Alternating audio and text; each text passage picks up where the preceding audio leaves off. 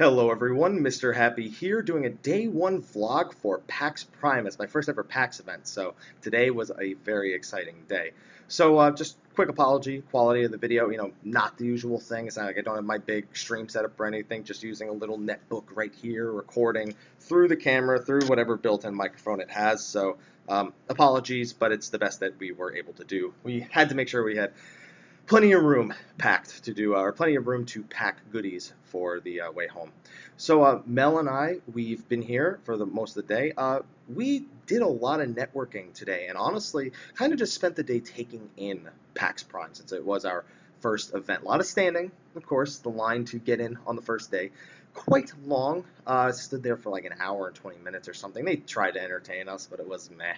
But as soon as we got onto the expo floor, it's amazing. And you know what? Considering the only other like real thing I've been to is Fan Festival, I gotta say it was really, really nice. They have so many different things to line up for. None of the lines were really that long.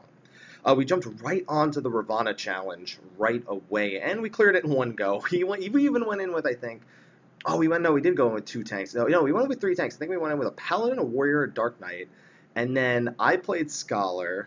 Somebody played Astrologian. Mel actually played. We think that Colby, one of the members of the community team, was in on that because he was like, just do it, just do it. That's all right, never mind. We counted you as somebody who's just watching. And then we got there, and there was an empty seat right next to me, and I was like, Colby, you totally just got her to play the game. But we managed to clear it. It was kind of just like Ravana hard mode with more ads. Like there was at least 20 to 25 butterflies instead of maybe like 10 to 12 like there is in normal. I don't know, but that phase dragged on forever. Um, it was a lot of fun. I got to meet a few people who I haven't met before. A member from the free company, as well as a few of Mel's friends, a few people who were doing what's it called? I can't find the words right now. Who were presenting some other things over at Gigantic, I believe the name of the game was called, or the name of the booth was called. So that was a lot of fun, real easy, just one-shot it. I just DPS the Scholar the whole time. Astro solo healed it, and good and done. A lot of other games there. I checked out Final Fantasy Explorers, which is almost like Final Fantasy and Monster Hunter put together. I only got to play a short demo, and I'm actually going to be making a video about Final Fantasy Explorers from the showroom floor, so please be on the lookout for that. First impressions were all right. The controls seemed a little wonky, but the people there seemed to want me to know that those aren't like the final controls for the game. It's just kind of like the demo controls. But I don't know. Those weren't very good for demo controls. Well, the camera was the thing that wasn't really good for demo controls. You just really got to utilize the snap camera. But really fun, and I can imagine it'd be a lot of fun to play that game on the 3DS with a bunch of friends. They said it was like a less grindy version of Monster Hunter. I was like, a Final Fantasy game with less grind? Sounds like a lie to me. I still haven't played the Rise of the Tomb Raider. There was Just Cause 3.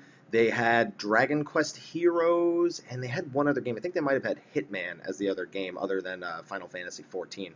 Oh, they had Final Fantasy 15. They had Episode Duske 2.0 there as well. So it was actually it was a lot of fun going to that booth. We also went over to a few of the indie booths and spoke with a few of our friends over at Powered Up Audio. We love a lot of the games that they work on. Darkest Dungeon being the one that I'm sure a lot of my viewers know from my live stream. We call it Dankest Dungeon. Name the members of my team after members in the chat. And when they die, they die. So sorry. Jeff and Kevin were definitely very welcoming for my first day of PAX. And also got to check out this really cool game. It's called it's Viking Squad, I believe. I have the card over in my luggage.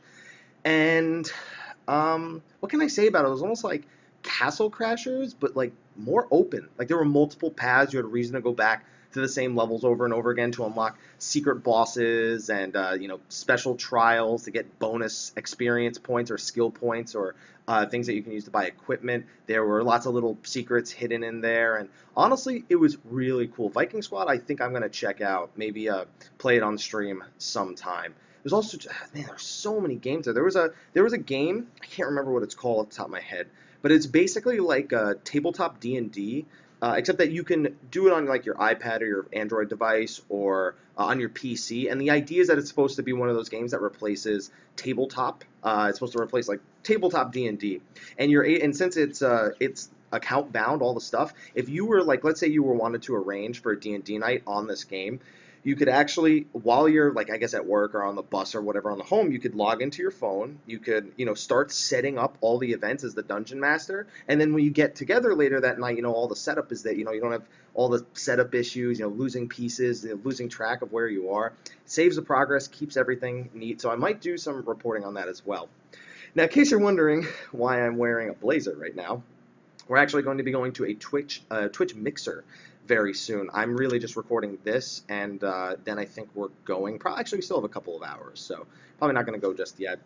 And then I just got to meet some viewers, meet some cool people. It was honestly, it was a great first day. Tomorrow is hopefully going to be more of the same, more really good, just networking and communicating with new people. One of my highlights was definitely the Twitch Town Hall that we went to. It was the second Twitch Town Hall. It's been a year since the first Twitch Town Hall, I should say. And a lot of really good information coming out of that. Things Twitch is planning for, TwitchCon, new merchandise, and then there was, of course, the open Q&A where people got to pretty much put Twitch on blast. If you had a problem with Twitch, just you walk up there and be like, this feature doesn't work, or it's not there, it's not as good, or we would like it, and then the crowd cheers. I actually asked if we could have team icons, dream rhymes with team. Team icons next to your name in the chat. If someone, like, how we have the dream team, like, we pitched this idea a long time ago to each other, where if somebody on your Twitch team comes into your chat, they actually have their own icon, almost akin to a subscriber icon or a moderator sword. And they said there were some technicalities to it, but there was unanimous cheers in the town hall for that feature. So hopefully I just fueled a feature for those of you out there with Twitch teams looking to utilize something like that, so it's easier to show appreciation for fellow members on your Twitch team. And other than that, there's not really too much more I can say about the first day. I've been recording footage. I will have, like a montage of things that I've seen. Of course, like I said, we will have footage of things like Final Fantasy Explorers, gonna try out a few of the other games. I'm also gonna be streaming Dreadnought, which is one of the biggest games there. I'm gonna be streaming it from the show floor, so that's gonna be fun. That's gonna be tomorrow at 2. Yeah, tomorrow at 2. And I also have I have something planned on Sunday. We've got a lot of things planned. Honestly, it's a great experience just to be around so many people who love games and developers who are pouring their heart into games. Like, I love the indie developer section. It's so great to hear about that game like Viking Squad, where the guy says, only 3 of us could work on the game, so the game is a 3-player game. It's just 3 people built this, and we've never worked harder on anything in our lives.